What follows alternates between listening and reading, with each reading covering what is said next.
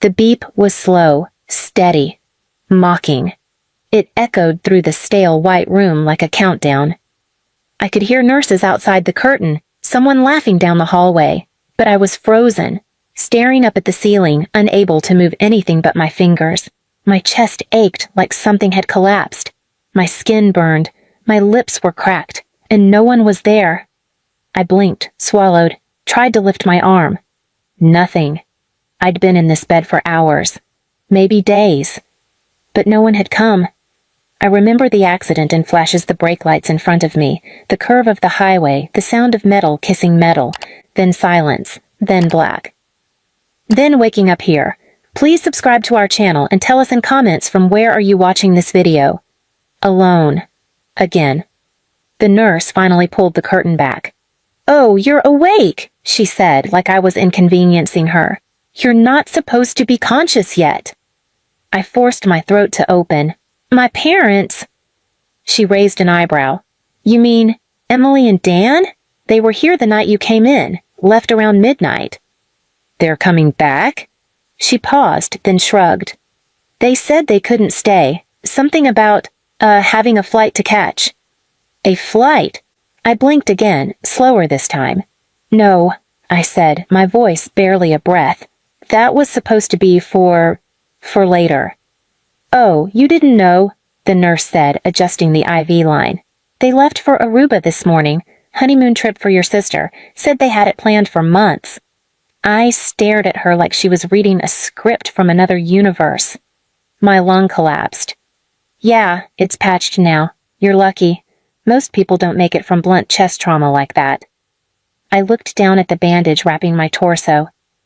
"They told me," I whispered, "that they couldn't afford the deductible for my surgery." She blinked. "You're joking." "They said it was too expensive." "Girl," she said under her breath, eyes wide with quiet horror, "you almost died." I looked out the window. The sun was bright and cheerful, like the world didn't notice I was still bleeding on the inside. That evening I got the truth from the night nurse. She wasn't supposed to say anything, but I think she saw something broken in my face and couldn't help it. "They were here when the doctor said surgery was urgent. He asked if they could authorize it. Your dad said, and I quote, 'She's already lived off us long enough. If it's her time, it's her time.'" I didn't speak. "And your mom said, 'We can't miss the flight. Rachel deserves this trip.'" Rachel, my sister. She was always the golden one. Perfect GPA, perfect curls, perfect Instagram.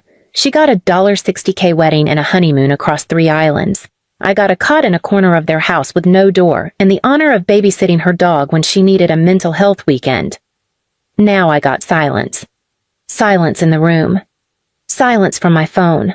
No missed calls, no texts, not even from Rachel. The next day, I was discharged. Still sore, still coughing blood, still moving like my bones were glued together. I called my parents. It rang twice, then went to voicemail. I called again.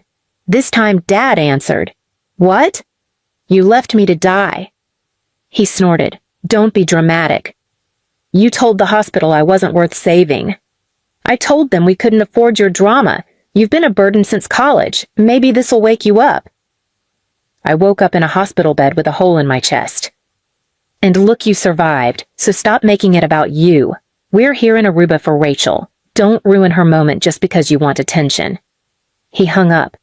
I stared at the black screen and let my hands shake. When I was strong enough, I went home. But not to them. I used the last $200 in my account to rent a studio for 3 nights. No furniture, no food, just a mattress on the floor and a heater that hissed when you turned it on. But it was mine. And in that silence, I made a plan. I didn't want money. I didn't want revenge through courts or drama or pity. I wanted to erase them. Their pride, their image, their status. Rachel always said, "Our family's reputation is everything." So that's where I started, not with revenge, with legacy. Because I wasn't going to scream. I was going to rewrite the story. And when I was done, my parents would know. They didn't just leave me to die. They left behind the one person who could kill their name without ever lifting a hand. I started with silence. No angry posts, no crying voicemails, just nothing. And silence unsettled them. I knew it would. My mom thrived on controlling the narrative. If I wasn't responding, she couldn't shape the story, couldn't spin it for the family group chat or her wine night friends. 3 days after they landed in Aruba, I got a text from her. "Hope you're out of the hospital. Don't stress Rachel while she's away. She's finally happy. Don't ruin it." I didn't respond. 5 minutes later. "You're being selfish. Again. You almost died and now you're making this about you?" I still didn't respond. Instead, I opened my laptop and started digging. I knew where the cracks were. Rachel was newly married, but her new husband, Connor, had no idea about the real family dynamics. He thought he married into grace, tradition, and generational love. He didn't know they left me to die on a gurney.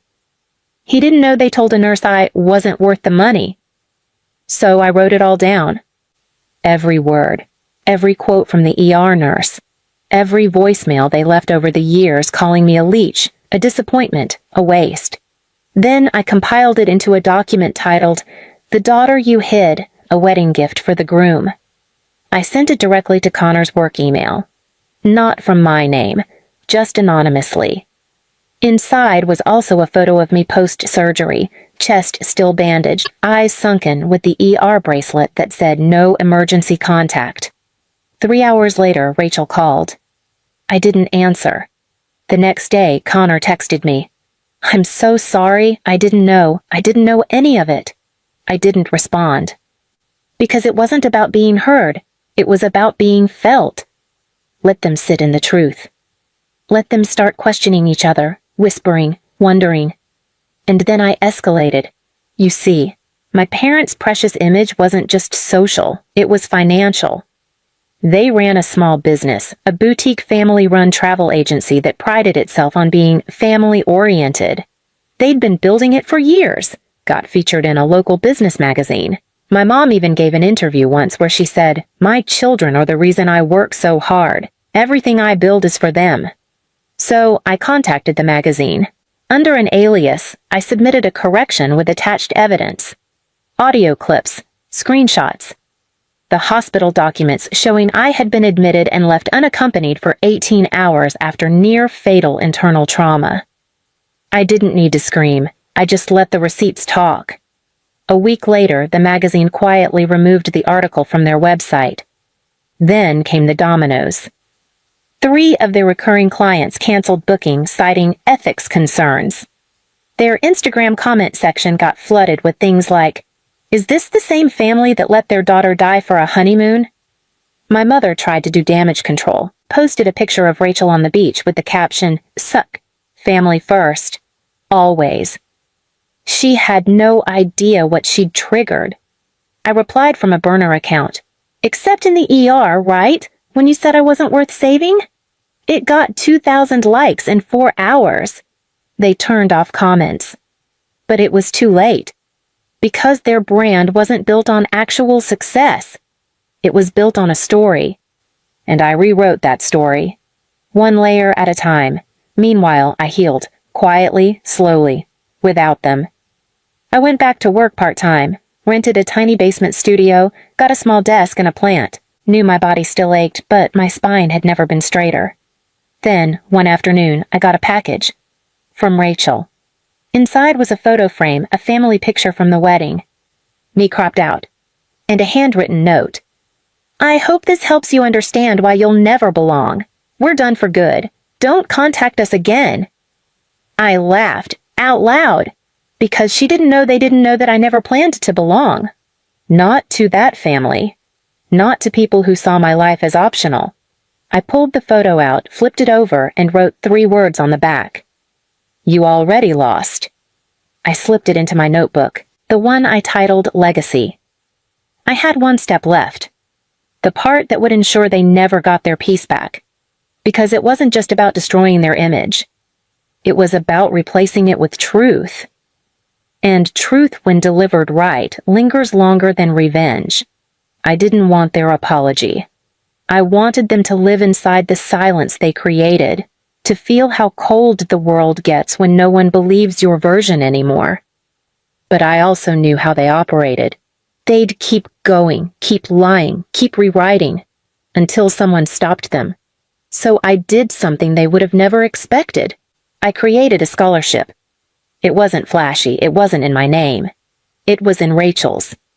The Rachel Hamilton Legacy Fund, open to young women in unstable homes, emotionally neglected, financially abandoned, the ones who got forgotten behind golden daughters and wedding budgets.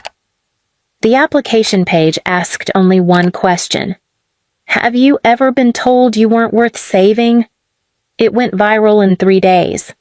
People thought Rachel had done something noble. Local blogs picked it up. Strangers praised her bravery in helping girls like her sister. But Rachel hadn't created it. She didn't even know it existed. Until people started tagging her, commenting, messaging, saying thank you, saying they never knew she cared. And when she tried to correct them, that's when the truth dropped. The site was updated with full transparency. Created by the daughter who was left behind, funded by the pain she was told to forget, named after the sister whose silence made it all possible. Then the document surfaced, emails, screenshots, recordings. And suddenly, the fund wasn't just a scholarship. It was a spotlight. Rachel called me screaming. You used my name? Are you insane? No, I said calmly. I'm just poetic. You're ruining everything. No, Rachel, I'm just naming it. She paused, then hissed, Mom and Dad are being harassed. We've lost 4 clients. People are threatening to sue. Good. You think this makes you powerful? You think this makes you the victim? No, I whispered. I'm not the victim. Then what are you? The lesson. She hung up. 3 days later, I got a call from my mother. Blocked number. I picked up. Her voice was fragile, like paper left out in the rain. I know you think we're monsters. You are, I said. She sniffled. We didn't mean for things to go that far. We thought... You thought I was disposable. No, Rachel needed us, and we didn't know how serious You left a hospital room with full knowledge that your daughter might die, so you could drink cocktails by the ocean. She didn't deny it. Then she asked the question I knew was coming. What do you want from us? I looked around my small apartment, the second-hand couch, the thrift store table, the peace, and I smiled. Nothing. But I don't need your money. I don't need your apology. I don't even need your shame. I need you to wake up every day and remember what you lost. She was silent. I finished. And I hope Rachel watches your name rot while hers hangs on the mouths of survivors. I hung up. They never called again. The fund grew. Donations poured in from strangers who'd been forgotten too, girls with old hospital bracelets and no emergency contact, boys who'd been told they were too weak to be loved, people like me. We became the legacy. Not them. Not the people who gave me life. But the people who helped me rebuild it. 1 month later, a reporter asked to interview me anonymously for a podcast about family estrangement. She asked me if I ever missed my parents. I said, I miss the idea of them, not the reality. She asked if I forgave them. I said, I don't forgive people who gamble with my life. I just bury them quietly. And I did. I buried them in the truth that spread like smoke through every circle they once polished. No screaming, no courtrooms, no headlines. Just the echo of a daughter they erased, writing them out of history in return. And my scar, it doesn't hurt anymore. It's a reminder that I survived the people who made me feel like I wasn't worth the air in my lungs. And now I breathe just fine. Please subscribe to our channel and tell us in comments from where are you watching this video.